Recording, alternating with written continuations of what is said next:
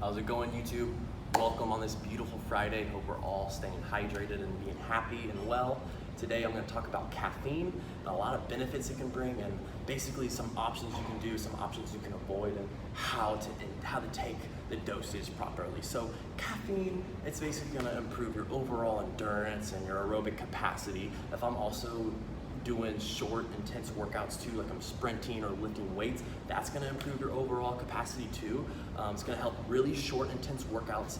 It's gonna also increase your fat oxidation. So if I'm trying to look my best and look cut, caffeine's gonna help with speed up your fat oxidation, and I believe it helps with your protein synthesis as well, because it's gonna increase your adrenaline and your motion of your blood flow and everything.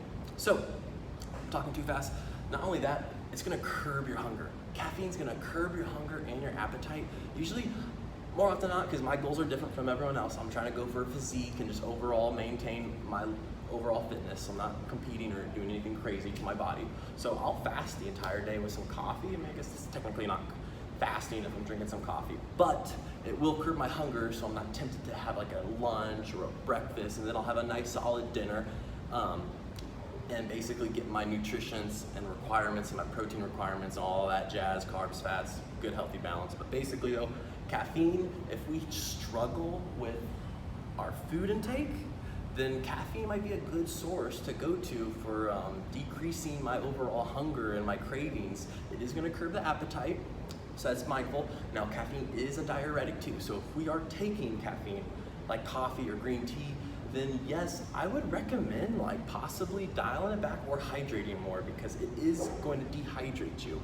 And caffeine does have a half-life cell up to 6 hours, so we do not want that to mess with our circadian rhythm, our sleep cycle, because if our sleep gets messed up, then we are not going to be as efficient at burning fat, because sleep also helps with fat oxidation and burning calories, burning fat. You're more efficient at burning fat when you have good 7 to 9 hours of uninterrupted sleep.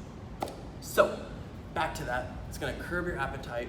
It's gonna also reduce your perception of pain. So if I'm lifting heavy, I'm playing football, I'm in the sun, I'm doing these crazy workouts, it's going to decrease your perception of pain. So a tough front squat, or I'm ripping heavy weight, caffeine is going to help you. So not only that, not only is it gonna decrease your perception of pain, it's going to curb your appetite, not giving you that feeling of hunger, and it's also going to increase your fat oxidation and improve your aerobic capacity. So that's awesome. Just caffeine. So I would honestly stay away from the sugary caffeinated sodas.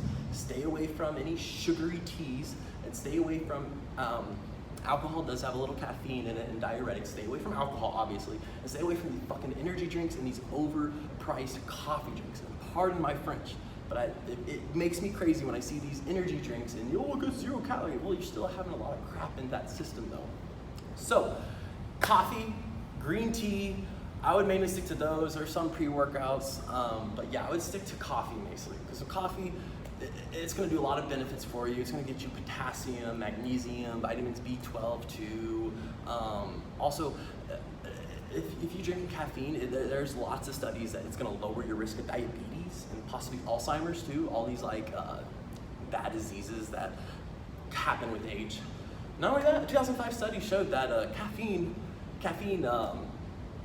will help your short-term memory and reaction time. So if I'm an athlete or if I'm a student too, that is going to help with my studying or my quick reaction time with sports and anything of that nature. So that's just what I want to talk to you about. Just make a quick video about caffeine and all the benefits of it and how it can help you with your weight loss goals and your workouts. So caffeine basically increase fat oxidation, decrease your perception of pain so you can work out longer and harder, increase your energy output too, so the workouts can be more intense, and it's going to also decrease your hunger and feeling of fullness, so we're not eating all those junky carbs, okay? So caffeine, for just general, drink it. You don't have to drink it every single day, only on your tough workouts. And if you do consume like coffee, like 1 to 3 cups every single day for like 2 weeks, might not be a bad idea to go for like a 5-day fast. First day you might get a headache if you're a chronic caffeine user, but remember, caffeine is a diuretic, so always hydrate or it's going to dehydrate you and you're gonna feel like crap. So remember, caffeine's a drug, so don't let the drug overrun you and don't constantly have to increase that dopamine effect to get more and more of a stimulus of coffee, because it happens to a lot of people. If you see yourself doing that, just dial it back and take it easy, cut back a little, eat or fast, and then continue. If you have a lot of anxiety, then I would maybe not have any caffeine past 1 o'clock. If that's not the case, then go 2, 3 p.m. The last time you want to have caffeine is at least at 5 o'clock, because you do not want to mess in your sleep pattern. You do not, because sleep is going to make you more efficient at burning fat and building muscle too. So sleep's great, so caffeine's great.